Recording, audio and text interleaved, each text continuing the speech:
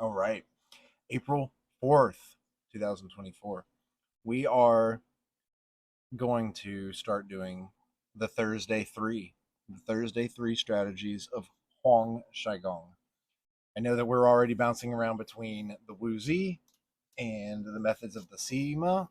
So we've got Woozy Tuesdays and Sunday SEMA, methods of the SEMA. I think since we have made it through the Art of War twice now in this series, we're still making it through the Daily Stoic. I am enjoying breaking it up with some other military text. So let's dive into the Thursday 3 strategies of Huang Shaigong. We're just going to do the introduction today and maybe the first verse. So dig in. This is going to be a good one. In 1080 CE, Emperor Shenzong of the Song canonized what would become known as the seven military classics. These seven texts, Taigon's six secret teachings, the methods of the Sima, the art of war, Wu Zi, Wei Lao Zi, three strategies of Huang Zhegang, and questions and replies between Emperor Taizong of Tang and General Ji Ling, form the cornerstone of Chinese military tradition. Three Strategies of Huang Shaigong is one of the only two texts of the seven military classics not produced later than the Warring States period of China. Nonetheless, some Song scholars did indeed insist on an earlier provenance for Three Strategies of Huang Shaigong, describing it as a companion work to Taigon's six secret teachings and attributing it also to the character Jiang Jia. The attribution suggests that the text originates from the beginning of the Zhao, making it almost 3,000 years old. However, all evidence points to Taigon's six secret teachings originating in the late Warring Stage, which means that even if Three Strategies of Huang Shaigong were written by the same agents, it would not be of quite such ancient provenance. Yet we might doubt that it is a companion piece to Taigon's six secret teachings. The two works are very different in both structure and content. The attribution to Jiang Jia in the song speaks to the deification of the character during the preceding Tang dynasty and the strong power that legendary figures and the antiquity of myth held over Song intellectuals. The other tales of attribution are no less fantastic, however. Many intellectuals after the song identified three strategies of Wang Shagan with the Han general Zhang Liang, a legendary figure in his own right. He was considered by scholars of Chinese military history to be one of the great leaders responsible for the overthrow of the Qin and the establishment of the Han. According to the Shiji, he attempted to assassinate the first emperor of the Qin by hiring a man of prodigious strength to hurl his large hammer at his carriage. This killed the occupant, who turned out not to be the first emperor, which forced Zhang Liang to go into hiding. He then encountered an old man who proceeded to take him under his wing and eventually gift him a text. In a cryptic statement, the old man calls himself a Yellowstone, and hence is named by later iterations of this legend as Lord Yellowstone, or Huang Shigong, and the text is identified as Three Strategies of Huang Shigong. Multiple variations of this legend exist, some stating that Lord Yellowstone was in fact Jiang Jia, and some playing to the deification of Zhang Liang himself. These tales do impart a high level of mysticism and even a supernatural nature to the text. The revelatory nature of the tale, where the text is given to Zhang Liang from an extra-human agent, is a surprisingly common motif in traditional philological studies of the Han and Jin. It is a dynamic that not only added to this text cachet among Song intellectuals, but has also allowed modern scholars to argue for a Han origin for this text. The contents of the text are also more in keeping with the intellectual communities and philosophical trends of the Han and Jin dynasties than they are with the Warring States.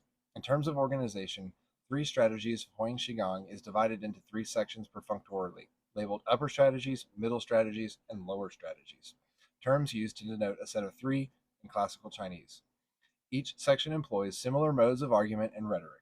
Unlike Warring States texts that often use dialogue framing devices and arguments, something which may speak to the strong oral tradition of the time, Three Strategies of Huang Shaigong are closer to essays, opening with the central argument and then developing it further with evidence. This evidence often takes the form of citations of and allusions to other texts, though whether these texts ever existed is somewhat debatable. However, the use of textual citation as a mode of evidential argumentation is very common in Han and Jin text, and speaks to the growth of a literate culture and the spread of manuscripts at the time. This essayistic nature in the way the overall text essayistic nature in the way the overall text is structured brings a strong blurring of content between each of the three sections, as arguments are often restated in differing ways. Readers of other texts of the seven military classics will see similarities in the strong concern in Three Strategies of Huang Shaigong for issues of administration and logistics rather than battlefield tactics. It places a strong emphasis on the idea that it is preparation and a correctly organized state and military that wins battles before they even begin. So this is like really good stuff right here. It places strong emphasis on the idea that wins battles, administration and logistics. So I like that. Like it a lot. I'm going to grab a little sticky note out of The Art of War, one of my Morandi tabs. Stick that there. 3 strategies. Okay. Ideas of virtue and humanity also run through the text, positing these as qualities necessary for any victorious leader. Okay, I like that too. Virtue and humanity are qualities necessary for any victorious leader, right? See, that's the reason you have to do you have to study everything, because at the end of the day, it is virtue and kindness that gets you the furthest. Get other people what they want, right? 3 Strategies of Huang Shigan also delves into the metaphysical ideas of warfare. Although the Tao is a common concept found throughout Chinese philosophy, its appearance in 3 Strategies of Huang Shigang echoes its use in Han texts, where it often takes on mystic and extra-human qualities, more akin to a guiding or otherworldly force than simply a method or style of doing things. 3 Strategies of Huang Shigang adds an extra-human existence to a rich and varied discourse. So this sounds like it's going to be interesting. This is going to take us a little bit more esoteric than The Art of War directly or some of these other question answer texts. So this translation captures these complex nuances and shows the reader the diverse nature. Okay.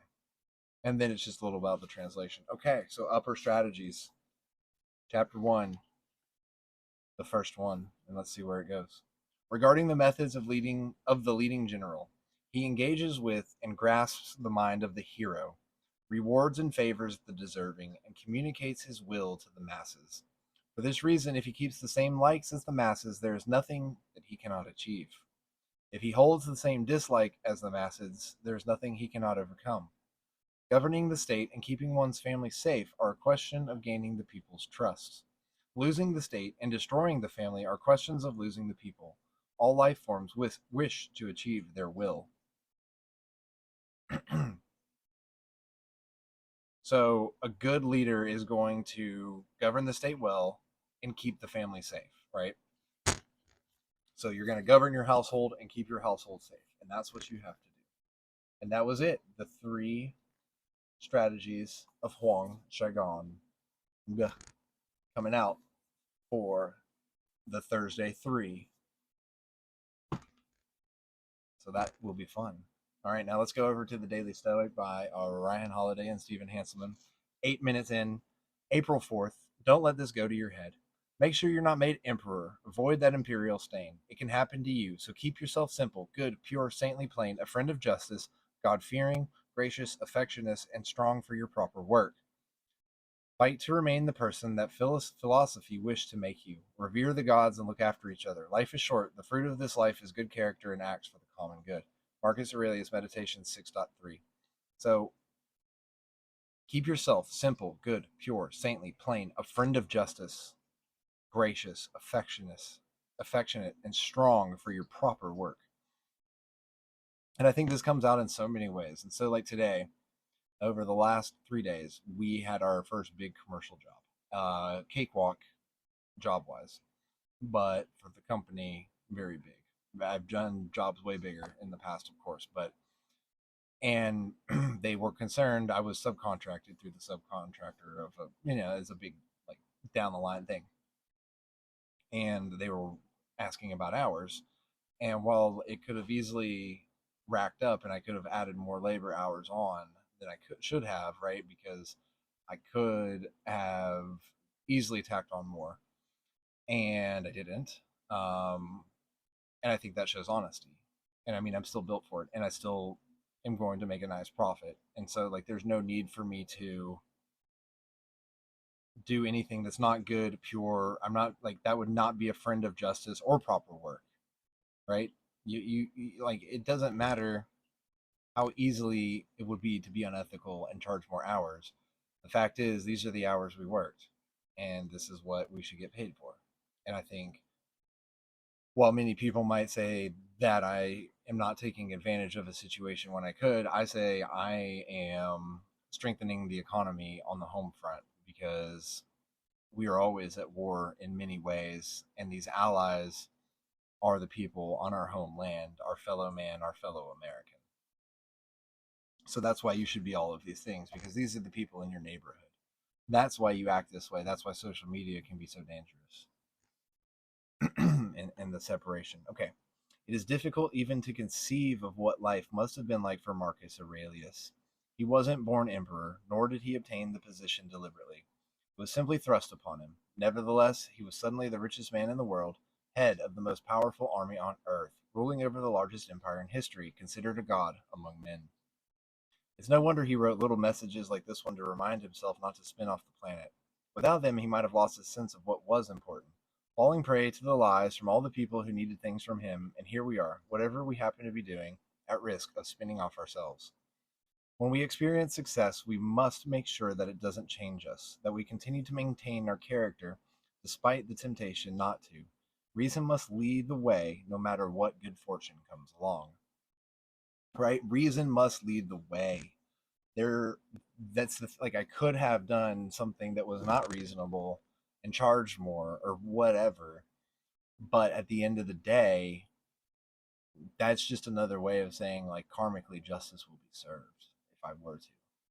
And so I always think 2 years ago when my therapist I said, but what about all the good things that you do, right? Because it's so easy to get trapped in these like negative thought processes of like I'm a bad person, I've done this, I've done that, and you just like add it all up, and next thing you know, like you're just reliving the entirety of the history of your life of negative experiences all in a small moment, and it's overwhelming when nobody really takes into account the mundane nice things they do because they're living stoically, they're living by this philosophy, they're living by this way, that Tao of just being good.